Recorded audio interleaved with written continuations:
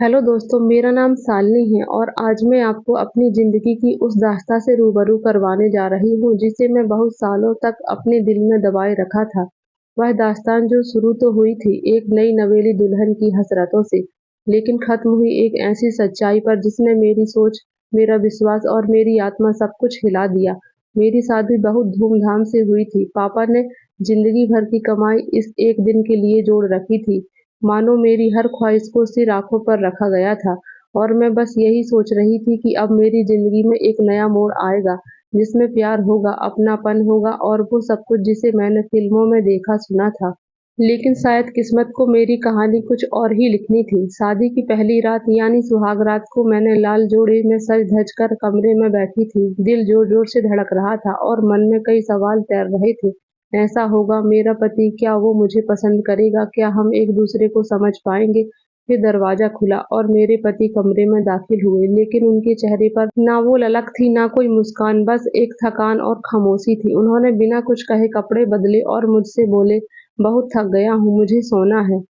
मैं कुछ बोल नहीं पाई, बस चुपचाप कोने में बैठी रही और वो करवट लेकर सो गए। उस रात मैंने सोचा शायद झिझक होगी या शादी का भाग होगा, थकान होगी। जब ये सिलसिला 1 रात, 2 रात, 3 रात और फिर हफ्तों में बदलने लगा, तो मेरे अंदर एक अजीब-सी घुटन ने घर बना लिया। मेरा पति मुझसे बातें करता, लेकिन वो सब सिर्फ घर, नौकरी, काम और ज़िम्मेदारियों तक सीमित रहता। हमारे बीच कोई प्रेम, कोई छुअन, कोई आकर्षण नहीं था। और जब मैंने खुद हिम्मत करके एक दिन उनसे पूछा, "क्या आप मुझसे प्यार करती नहीं?" तो उन्होंने मेरी आँखों में आँखें डालकर बहुत शांत स्वर में कहा, "शालिनी, मैं तुमसे प्यार करता हूँ, लेकिन मैं तुम्हें वह सुख नहीं दे सकता जो एक पति अपनी पत्नी को देता है। मैं वैसा नहीं हूँ जैसा होना चाहिए।" मेरे पाँव तले ज़मीन खिसक गई। मैं पूरी रात बिस्तर पर पड़ी रोती रही और सुबह उठकर फिर वही समान दिनचर्या में लग गई जैसे कुछ हुआ ही नहीं। उस दिन से मेरे अंदर एक खालीपन भर गया था, एक ऐसी प्यास जो बुझ नहीं सकती थी और एक ऐसी बेचैनी जो ना किसी से कही जा सकती थी और ना ही छुपाई जा सकती थी। शुरुआत के कुछ महीने यूं ही निकल गए। मैं एक अच्छी बहू बनने की कोशिश करती रही, अपने दर्द को छुपाकर मुस्कुराती रही, लेकिन अकेले में जब आईना देखती थी तो अपनी आंखों में एक सवाल झलकता था, क्या इसमें मेरा दोष है? और यहीं से मेरी जिंदगी में धीरे-धीरे एक और किरदार प्रवेश करने लगा, मेरा देवर जिसका नाम था विजय। उम्र में मुझसे 3 साल छोटा, लेकिन व्यवहार में बहुत गंभीर और शांत। जब पहली बार मैंने उसे देखा तो सोचा था यह लड़का कितना अलग है। ना ज़्यादा बोलता है, ना हँसता है, बस हर वक़्त आँखों से सब कुछ कहने की कोशिश करता है। शादी के बाद जब घर के लोग कामकाज में लग गए और मेरे पति ऑफ़िस जाने लगे, तो मैं अक्सर अकेली रह जाती थी। माँ जी रसोई सँभालती थी, ससुर जी मंदिर जाते थे और मैं घर के कोनों में अपने मन को टटोलती रहती थी। एक दिन मैं कमरे में बैठी थी और अपने बाल सुखा रही थी कि अचानक दरवाज़ा बिना खटखटाए खुला और विजय अंदर आ गया। मैं घबरा गई। मैंने झट से पल्लू सिर पर डाला और उठ खड़ी हुई। वह एक पल रुका और मुस्कुराया और बोला, "भाभी, आप तो डर गई। मुझे माफ़ कीजिए।" लेकिन दरवाज़ा बंद नहीं था, तो मैंने कहा, "अगली बार नॉक कर लेना।" फिर वो चला गया, लेकिन उस दिन मुझे पहली बार ऐसा महसूस हुआ कि मेरी नज़रों की ओर किसी की नज़र टिकी थी। फिर ऐसा रोज़ होने लगा। सुबह मेरे पति के जाते ही विजय आ जाता, कभी कोई बहाना बनाकर, कभी बस यूँ ही। कभी कहता, "भाभी, चाय बना दो।"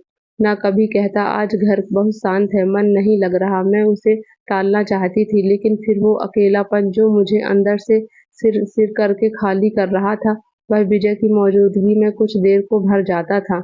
विजय मेरे पास बैठता, मेरे हाथों को देखता, मेरी चूड़ियों की आवाज़ को सुनता और फिर अचानक चुप हो जाता।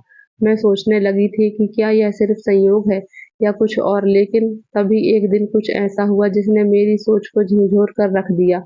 उस दिन सुबह-सुबह विजय मेरे कमरे में आया जब मैं नहाकर अभी बस तौलिया लपेटे अलमारी से कपड़े निकाल ही रही थी। दरवाज़ा आधा बंद था और मुझे लगा सब बाहर हैं। तभी मैंने देखा कि दरवाजे की झिर्री से कोई झाँक रहा है। मैं घबरा गई और जल्दी से दरवाज़ा बंद किया। मैंने कपड़े बदले, लेकिन मेरी सांसें तेज़ हो गई। मैंने धीरे से दरवाज़ा खोला तो सामने विजय खड़ा था। मेरी आँखें भर आईं और मैंने उसे सख्ती से पूछा, "क्या देख रहे थे?" उसने थोड़ा झिझकते हुए कहा, "भाभी, कुछ नहीं, मैं बस पूछने आया था कि नाश्ता बना है या नहीं।" मैं अंदर से काँप रही थी, लेकिन उसके चेहरे पर कोई डर, कोई शर्म, कोई घबराहट नहीं थी। मैंने उस दिन तय किया कि अब मैं इससे दूरी बना लूँगी, लेकिन फिर भी ना जाने क्यों मैं खुद ही उसका इंतज़ार करने लगी थी। क्या ये मेरी कमज़ोरी थी या उस अपनेपन की तड़प जो मेरे पति मुझे ना दे सके। दिन बीतते गए और फिर एक दिन जब मैं रसोई में चूल्हे के सामने झुकी हुई रोटी सेक रही थी, तब विजय धीरे से पीछे आ खड़ा हुआ। मुझे उसकी सांसें अपनी गर्दन पर महसूस हुई और तभी उसने अचानक मेरी कमर पर हाथ रख दिया। मैं एकदम सिहर गई, रोटी जल गई और मैंने झटके से पलटकर कहा, विजय क्या कर रहे हो? तो वो मुस्कुराकर बोला, भाभी आप गिरने वाली थीं, बस संभाल रहा था। मेरा शरीर काँप रहा था और मन भी। मैं नहीं जानती थी कि क्या सच है और क्या दिखावा। क्या लेकिन उसके बाद हर दिन उसके आने और पास बैठने, बातें करने और मेरी आँखों में आँखें डालकर देखना, ये सब कुछ मेरे अंदर एक ऐसी बेचैनी भर रहा था जो ना तो पूरी तृप्ति थी और ना ही पूरा प्यास। कई बार वो मेरे कमरे में आ जाता, मेरे सिरहाने बैठकर मेरी चूड़ियों से खेलता और मेरी हथेलियों को छूता। मैं यह सब नहीं चाहती थी, लेकिन मेरे अंदर वो हिम्मत ही नहीं बची थी। क्या यह गलत था? शायद था, लेकिन क्या मैं पूरी तरह से मजबूर थी? हाँ, शायद यह भी सच था। मेरी रातें करवटें में कटती और दिन उसकी मौजूदगी में उलझते और फिर एक रात जब मेरे पति ने मुझे फिर से छुआ तक नहीं तो मैं टूट गई। मैं बाहर बालकनी में जाकर बैठी थी जब विजय मेरे पास आया, मेरे कंधे पर हाथ रखा और कहा, भाभी आप रो रही हैं? मैंने उसे नहीं देखा, बस इतना कहा, मेरे जीने का कोई कारण नहीं बचा। और वह चुपचाप मेरे पास बैठा रहा, बिना कुछ कहे, बिना कुछ पूछे। वो मेरी आंखों से बहते हर बूंद को महसूस कर रहा था।